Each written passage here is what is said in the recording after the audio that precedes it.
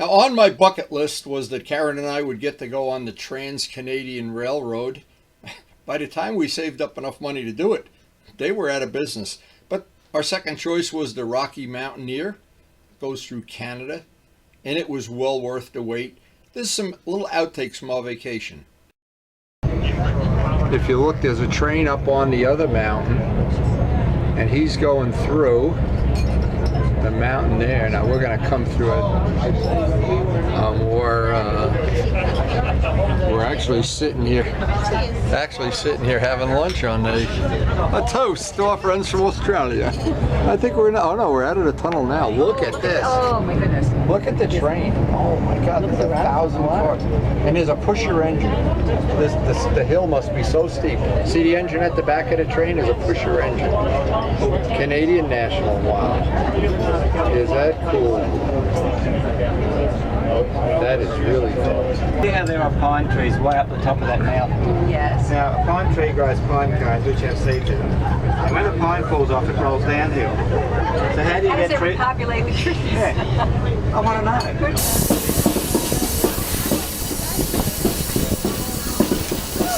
Yeah, they're above. This is the Thompson River we're going over now. Well, look at the grade we're going up. Yeah. Yeah, anyway, go ahead. No, it's okay. I'm not quite Danger. No kidding, danger. What a shock. Look at this. Danger, and we're not kidding.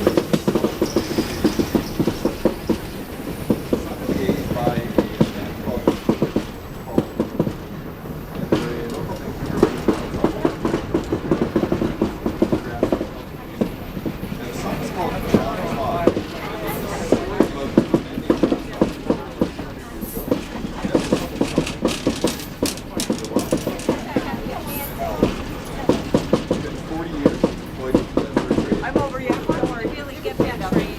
But it's getting everybody. I'll wait till the end. We'll go down and we'll go. Yeah, but you can see that.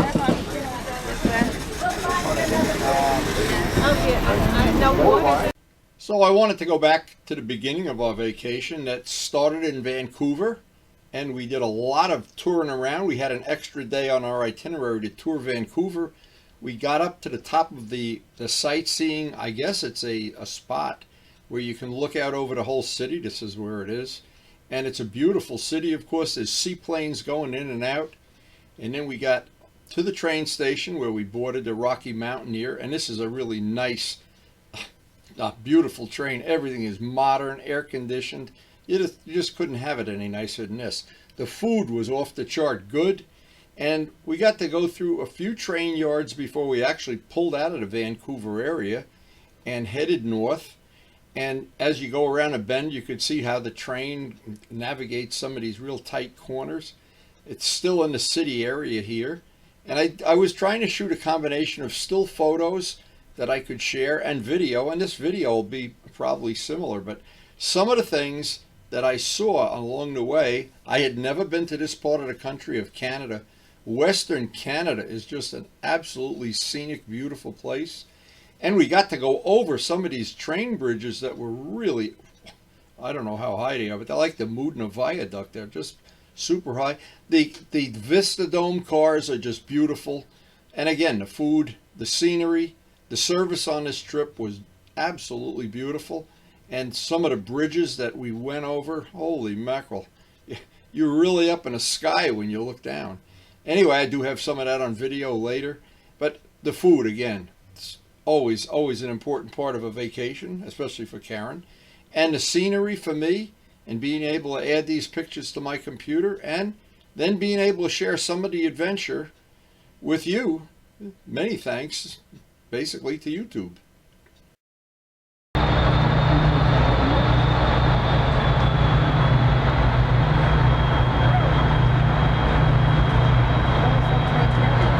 Looks like pulpwood, all the wood. Yeah? Oh yeah, looks like a nice big long train.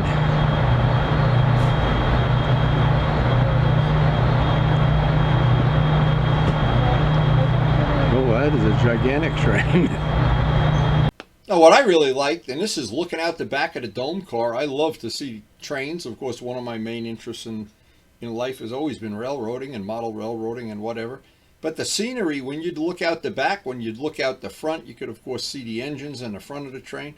The dome cars really were a special part of this whole trip. Now, there was so much to see on this trip. Scenery-wise, we got to see wild animals. We got to see just everything. But the one part of it that I really enjoyed personally was seeing the other trains up close and personal like this. This really added a little cherry to the sundae here. And it seems like the Canadian trains, just a little bit different than American trains, they seemed a little more cleaner, a little more modern, maybe up to a point. This is pretty cool. Now we're on our patio, and look what's over here. Oh, there's one with horns. I gotta go see him. There's Karen.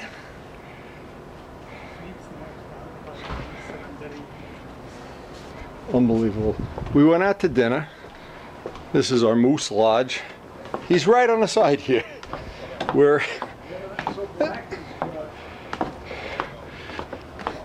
So listen, this is for our dearest friends. We're in this place, and there's one with horns over here. Another one in New York.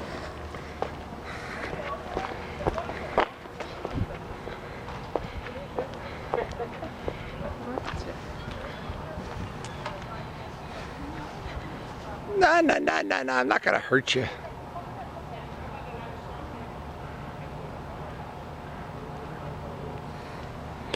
Now down here there was more. Oh, here he comes. The big guy's coming this way. I think he likes you, Karen.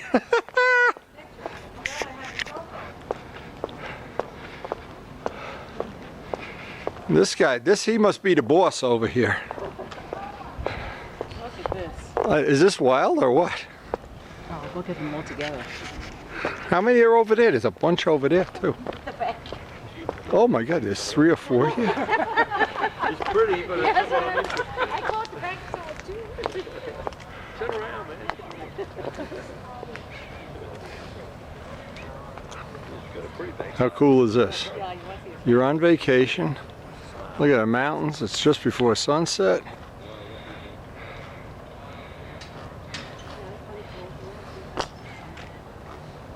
Aren't there any more on the other side? Oh, here comes another one. Here comes another one. I see the shadow. That one's got a radio transmitter on. I mean, why don't you see what for the last 20 days, a couple of something.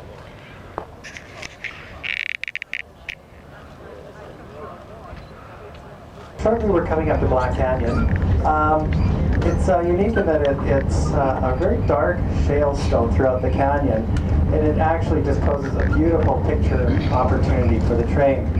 Being that we are farther back in the train, we're going to have the train going around curves up against this dark shale, so it is quite lovely. And another kind of important thing about it is it's very near where the last spike was driven for the CNR, the Canadian National Railway, in 1915. Now, needless to say, the scenery at the lower level, this is on the lower level of the cars, or up in the Vista Dome, just beautiful. Look at how could you not like the scenery here? And we parallel the river for a lot of the ways, and there are little waterfalls and spots, I guess, where the tourists go fishing and stuff, and wild animals on both sides of the road. Just absolutely beautiful. Look at this baby. This guy's coming by. That one's up there looking What's this down guy there. doing having a dairy? Could care less. Look at that dog. I like Look at the tail going on the dog. Isn't that cute? Protecting his mommy and daddy. Wow, this is great. You'll hear Rocky Mountain Shake. And just some really nice little villages. I guess these are little populated areas, or areas where the hunters or campers park their cars or trailers or whatever. Several of them along the right of way. But look at the mountains in the background. Look at the scenery. Endless.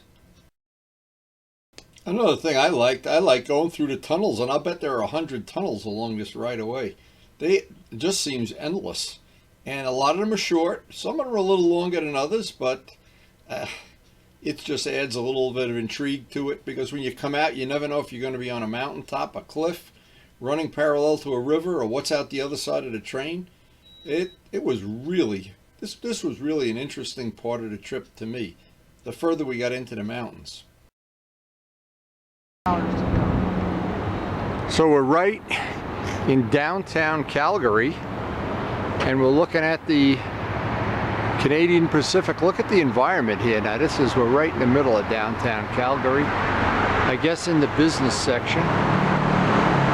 And look at the flowered area. Now there's a second steam engine we've seen on our trip, but this one is museum quality. This one is really nice. Wow. And even the environment around it is flowered. I wanted to do a little walk around for my friends that enjoy model railroading as well as real railroading, and you all know who you are. Over 250 million liters of water travel through that little gap every minute. So it's twice the volume of Niagara Falls. Wow. So you saw that vast, muddy Fraser River down on the coast. Now you can imagine all that water trying to get through this little gap here. So a lot of it was natural rock formation that made the gap narrow, but when the Canadian National Railway, which is the railway on the opposite side of the tracks, There you're going to see it right now. which is on the opposite side of the tracks here, was blasting through here to build their railway. They caused Look the at the- rock falling, so a lot of the Look rock at the came down and funicular made the going gap up. even narrow. You can see the tram heading up top, so that's a gondola that takes tourists that come down to Hell's Gate. You catch it, the Trans-Canada Highway's way up at the top there where they're going, and there's one just leaving, coming down as well. There's a nice Yeah, photo opportunity of both of them coming down. This is called Hell's Gate. So that takes the tourists down to the little tourist and cafe down below, and I'll tell you a little bit more about that in just a minute. So part of the problem with this gap narrowing and then the rock fall that happened was it made it nearly impossible for the salmon to spawn up the river. So the Americans and Canadians got together, and the Fisheries Commission came up with an idea to build what they called salmon ladders to help the salmon spawn up the river. So on your right hand side, just down below there, you can see it looks almost like a little cement tower. And then you see the cement slabs along the right hand side there. And it's got the little grate along the top of it. Those are salmon ladders. So the salmon will actually enter small tunnels inside under the river there. And they'll follow it up that right hand side, and there's a tunnel that goes underneath, crosses the river, and there's more salmon ladders on the left hand side. So all the salmon will travel their way into those salmon ladders to spawn up the river. So it works so well, they built a couple and it worked so well that they added 4 more, so there's 6 there now to help the salmon spawn up the river. See the walkway bridge there that the tourists are out on? There's a little white sign just below the walkway bridge. It's got a black line on it. That is the highest river level ever reached. So you can imagine. And it used to be like a pedestrian wood bridge that was originally there. And when the river level was that high, the bridge was no longer, as you can imagine.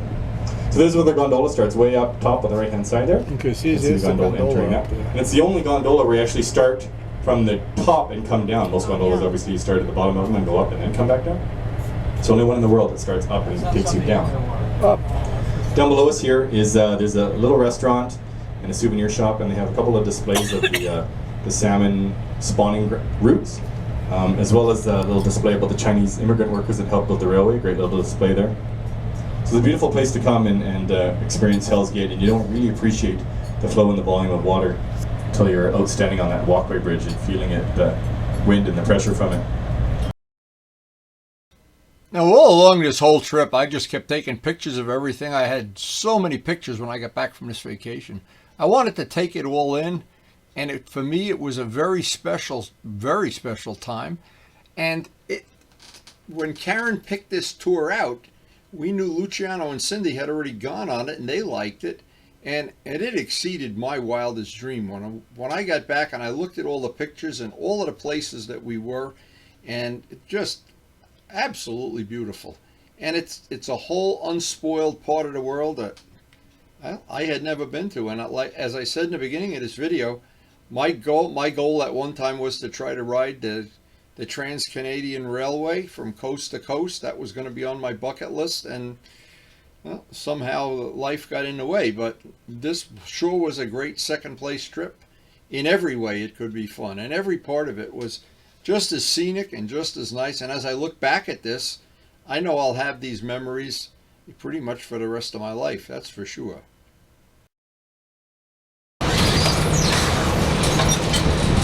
Oh, look at this, Karen. Look at the bridge. Oh my God. Oh, this is pretty scary. Okay, ladies, you want to say hello on YouTube or not? The most magnificent scenery. Isn't that unbelievable? Look at them mountains. Woo! Look at that valley. Look at them trees. Look at the water. Look at that handsome guy. Me too.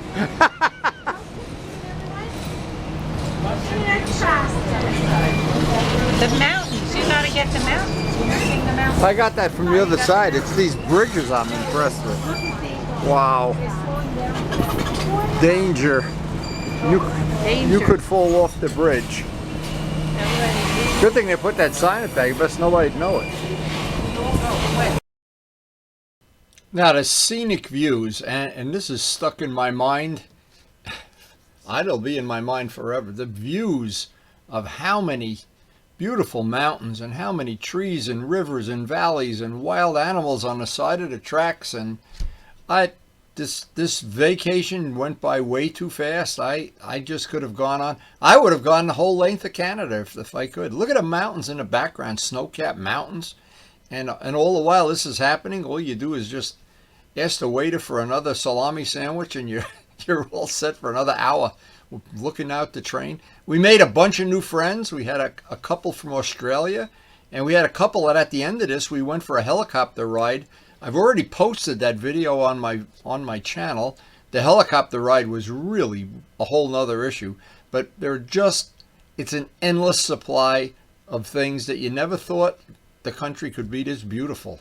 And it is a totally unspoiled part of the world for sure.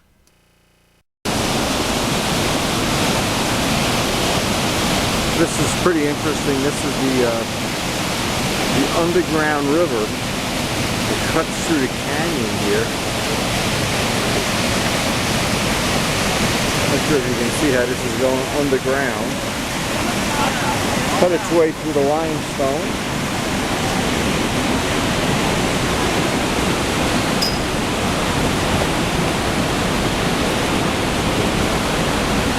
And it carries right along here. Pretty interesting. In Jasper, you can see where it originated up there.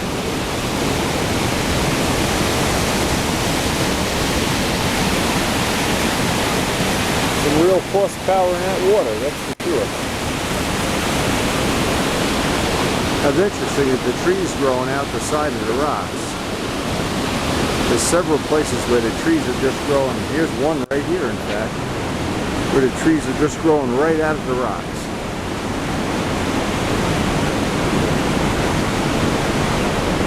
And look up there, we have the lovely Mrs. Urtanowski. Who knew the celebrities would be joining us on this tour? The lovely Mrs. Urtanowski.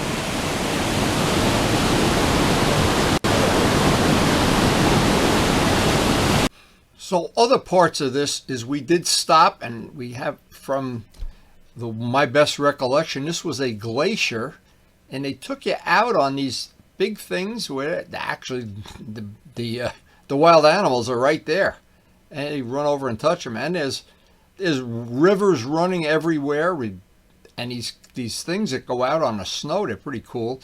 But anyway, we did get to go out on a glacier here, if I remember right. Trying to remember in what the name of the glacier was or whatever, but they took you out on this looks like a bus, but it's not. And then we stayed at some of the nicest hotels. I mean, these were really beautiful places, and the lake behind this hotel was just absolutely beautiful. And we got to go on a couple of little side tours while we were up in this part of the world.